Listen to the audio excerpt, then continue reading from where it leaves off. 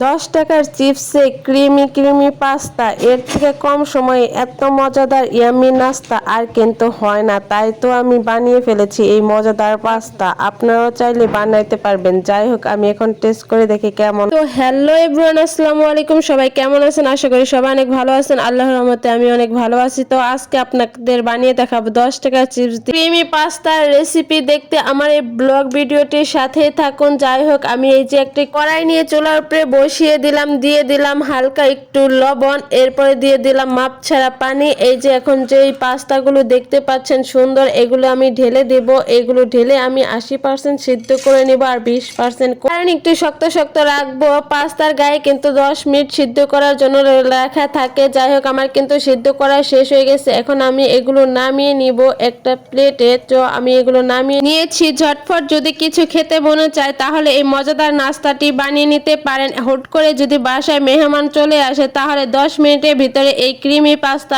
রেসিপিটি বানিয়ে দিতে পারেন। যাই হোক, এখন আমি কড়াইটি বসিয়ে দিয়েছি, দিয়ে দিলাম তেল। তেলের বদলে আপনারা এখানে বাটারও ইউজ করতে পারেন। যাই হোক, আমি তেল দিয়ে দিয়েছি। এরপরে দিয়ে দিয়েছি পেঁয়াজ কুচি, রসুন কুচি দিয়ে একটু ভাজা ভাজা করে নিব। আর আমার ভিডিওতে কিন্তু সবসময় আপনারা দেখতে পারেন ইউনিক ইউনিক রেসিপি আর অল্প খরচে অল্প সময়ে ইউনিক ও মজাদার রেসিপি কিন্তু আপনাদের আমি দেখিয়ে থাকি। তো আমার ভিডিওগুলো যদি আপনাদের ভালো লাগে থাকে তাহলে আমার চ্যানেলটি ফলো করে পাশে থাকবেন, লাইক কমেন্ট শেয়ার করেও পাশে থাকবেন। ধন্যবাদ। যাই হোক, আমার কিন্তু ভাজা ভাজা শেষ হয়ে গেছে। এখন আমি কিন্তু অল্প একটু পানি দিয়ে দিয়েছি। আর যে কিনে রাখছিলাম 10 টাকার চিপস, এখন সেটা দিয়ে দিব। আপনার মন চাইলে আপনি যে কটা ইচ্ছা ওই কটা দিতে পারেন। আমার 2টা লাগবে বিদায় আমি এখানে 2টা ইউজ করছি। দিয়ে একটা ক্রিমই বানিয়ে নিচ্ছি। এই যে দেখতেই পাচ্ছেন সবগুলো নেড়ে চেড়ে একটা ক্রিম বানিয়ে নিয়েছি। এগুলো কিন্তু আঠালো ভাপ হয়ে এসেছে। এখন যে আমি সিদ্ধ করে রাখছিলাম যে পাস্তাগুলো, সেগুলো এখানে ছেড়ে দিয়ে ভালো করে নেড়ে চেড়ে এর সাথে ক্রিমগুলো লাগিয়ে নিব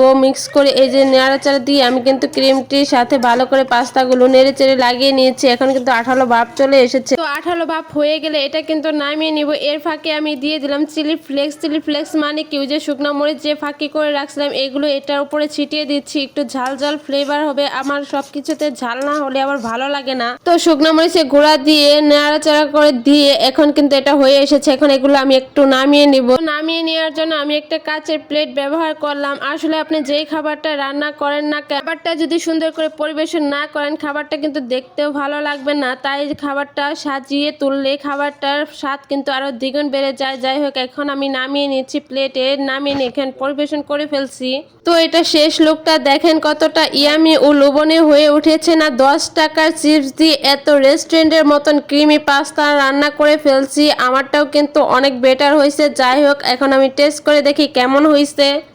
ওয়াও, অনেক ইয়ামি মজা হয়েছে। আপনারা বিশ্বাস না করলে বাসায় একবার ট্রাই করে দেখবেন। যাই হোক, এতক্ষণ যারা ভিডিওটা দেখছেন